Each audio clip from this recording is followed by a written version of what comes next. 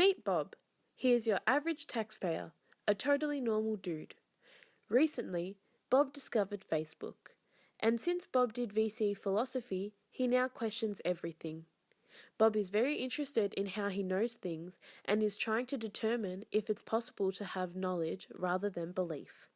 He defines knowledge as Plato's tripartite theory, following what is known as the JTB theory, that is justified true belief. This theory states that Bob could only have knowledge or know of a proposition if and only if Bob believes in that P is true, and if he is justified in that P. However, agrees with Gettier in that sometimes these three factors are not enough to constitute knowledge, and instead could be a result of luck, not necessarily knowledge. So why would Bob be epistemologically about Facebook? Well, because Facebook is the world's most popular network since Neopets, a means for communication for people all over the world, and as of late, a news source for 61% of millennials. Bob feels as though it is important for him to dissect Facebook in terms of gaining knowledge that is different from belief. Bob knows that Mark Zuckerberg created this site, and feels as though because he can trust Zuckerberg as an individual, he should be able to trust and know what we read on Facebook, right? Wrong. Facebook is user-oriented and follows a complex algorithm that feeds viewers news that they want to read and believe. An example of this algorithm would be if Bob was really interested in the 2016 American election and reads articles of similar subject.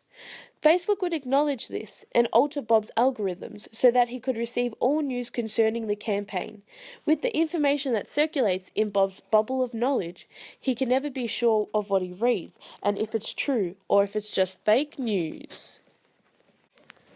But while there is news on Facebook, Bob probably wouldn't be justified in believing everything on Facebook, as dodgy news sites are allowed to promote themselves on Facebook, and the more you click on them, the more you'll receive them. And with a lot of fake news surrounding the American 2016 presidential campaign, Bob is an easy victim to the exposure of Clinton's tongue cancer or Trump's 1998 People magazine interview. Here's a few tips for Bob to use that will help him decipher what is reliable and what isn't reliable when scrolling through Facebook. Something reliable usually has an author and a date, and when you cross-check it, you can find similar articles with the same information. Something unreliable can have Photoshop pictures and have drama, for example, dermatologists hate her. For Plato, clickbait would not have been classified as knowledge, as they do not meet the orthodox of criteria, as fake news simply isn't true, even if Bob believed it or was justified in doing so, but in this case Bob could have knowledge without belief. According to the second case put forward by Gettier on his paper, Is Justified True Belief Knowledge, one could get lucky in knowing but not know. Hypothetical case. Let's say Bob is pursuing through Facebook and stumbles upon a thumbnail that brings him to an article on a reliable site, like the Wall Street Journal, about rigged voting ballots, which he believes. Because Bob has countless times before placed his trust in this news source, he has no qualms against trusting and gaining knowledge from this website.